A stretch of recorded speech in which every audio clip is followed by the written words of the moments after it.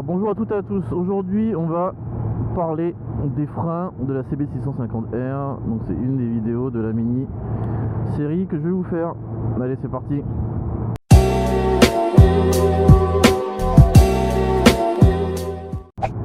Alors la question, est-ce que la CB650R ça freine? J'ai envie de dire oui, heureusement.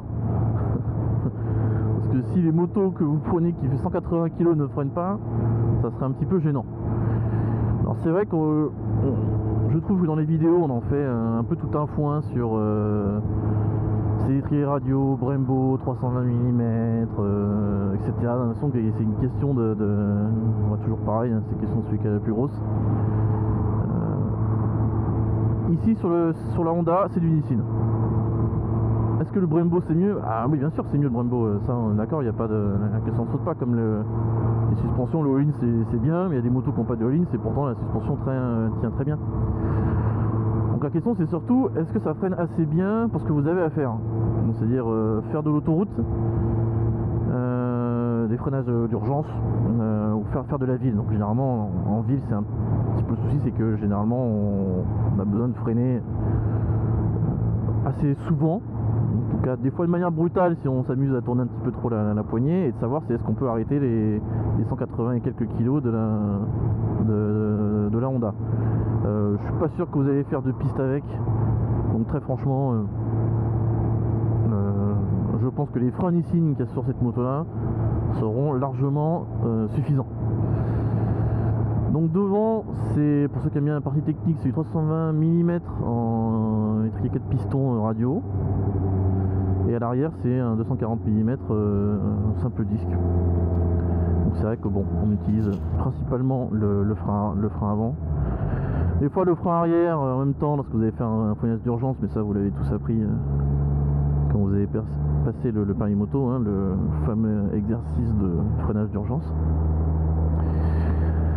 Et ce qui est important, c'est que comme en ville on utilise rarement le frein arrière, hein, on passe plutôt notre temps à utiliser le frein avant, parce que c'est celui qui freine le plus, hein, puisque en l'occurrence il y a deux disques, donc c'est effectivement prévu pour. Donc là en ville comme ça, bon là en ville, bon, c'est plutôt une voie rapide qui est 50, la mec qui est à 70 avant. Est-ce que si j'ai besoin de freiner de manière urgente comme ça, de redescendre de 60 à 50, je viens de freiner de l'avant, ça freine normalement, ça freine bien. Il n'y a pas de... l'ABS se déclenche pas forcément, ne se déclenche pas rapidement, en tout cas quand vous appuyez comme un goret, ça se déclenche pas et vous balance pas vers l'avant. Après si vous arrivez à 60, à 30 mètres du feu et qui passe juste au rouge, ouais effectivement, si vous allez freiner en voie d'urgence, effectivement l'ABS va se déclencher derrière. Donc ça, il n'y a pas photo, et tant mieux, parce que sinon c'est soleil. Donc j'ai déjà eu la chance de les utiliser en freinage d'urgence. Et voilà, j'ai pas eu de soucis particuliers, que ce soit par temps sec ou temps de pluie, donc pas vraiment de problème particulier. Donc alors effectivement, les freins, c'est un peu comme les pneus, hein, faut qu'ils chauffent un petit peu pour qu'ils freinent bien. Donc, je sais pas si vous avez déjà lorsque vous avez acheté une moto neuve, généralement on vous dit attention aux freins comme aux pneus, il faut d'abord les faire un petit peu, comme on dit, et attendre qu'ils chauffent un petit peu après pour vraiment avoir le mordant complet de la moto, quoi. Sinon ça freinera pas, tout simplement. Quand tu fais de la ville comme ça, t'as pas besoin de plus que ça. Donc n'importe quelle moto, en tout cas à partir pour la partie roadster sportive ou même super moto haute, en fait ça freine, parce que les freins qu'on met dessus sont prévus pour la moto en elle-même, en l'occurrence, et important pour son poids aussi, parce que ce que tu vas freiner, c'est ton poids, le poids de la moto plus le tien dessus. Donc c'est ça qui est à regarder. Donc est-ce que tu as besoin d'aller récupérer une moto avec un Brembo ou changer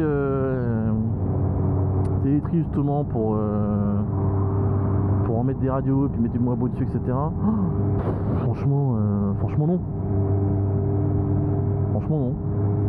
Parce que tu as à faire, ça freine. Si tu veux faire du circuit, tu achètes un roadster un peu sportif pour faire des circuits comme la 890R ou la Street Triple RS. Voilà, enfin de toute façon tu vois les vidéos, ils vous le vendent pour ça en fait.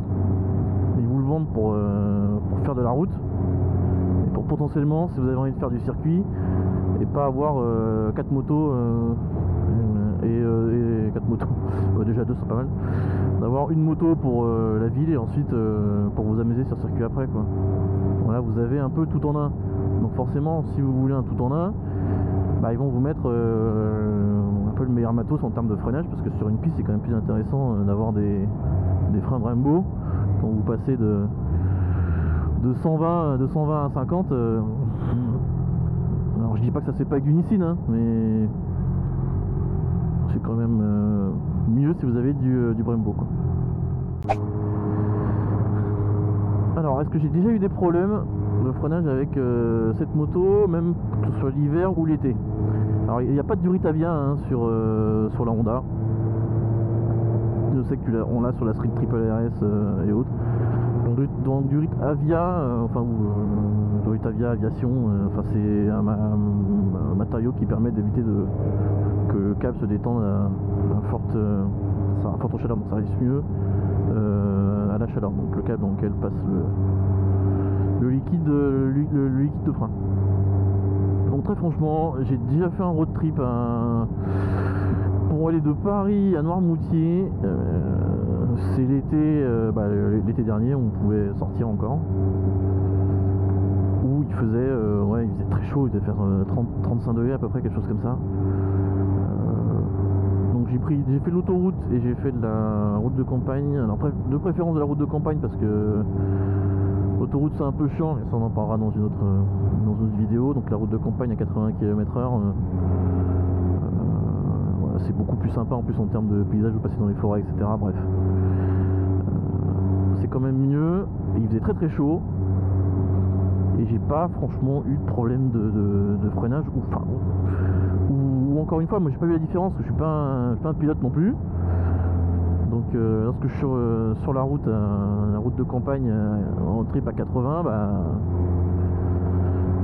lorsque je freine, c'est pas comme si je passais de 150 à 30 quoi. Donc pour moi c'est largement suffisant. Donc ça c'est important, le point. Je sais que certains ont eu des soucis avec certaines motos quand il faisait très chaud.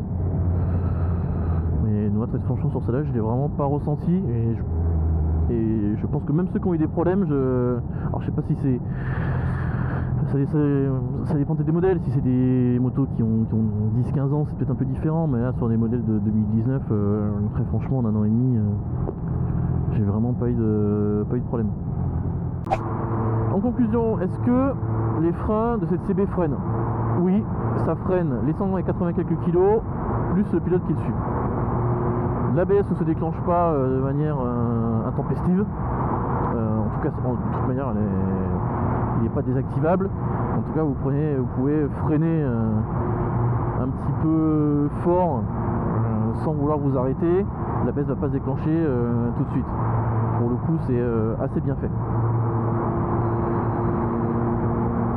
Donc si vous avez envie, si vous posez des questions sur le freinage sur cette moto là, enfin que c'est un point important pour vous dans un choix de moto à deux, dites-vous déjà que sur la plupart des modèles à deux, c'est quand même des freins Nissin, hein, parce que ça coûte quand même cher les freins Brembo, et donc ça fait vite monter le prix si vous voulez quelque chose de qualité pour du A2. Donc je crois qu'il y a très peu de motos qui ont du Brembo en A2, peut-être KTM à vérifier. Donc voilà ce que je peux vous dire de manière assez rapide sur le freinage, hein. Il n'y a pas en termes d'expérience et de ressenti. Techniquement, il y a d'autres vidéos sur le net qui expliquent vraiment bien les différences entre radial par radial, 4 pistons, 2 pistons, machin, etc. n'hésitez pas à aller les voir et on se retrouve du coup pour une autre vidéo sur une autre partie de la moto bientôt. Merci d'avoir regardé la vidéo et je vous dis à bientôt. Ciao ciao.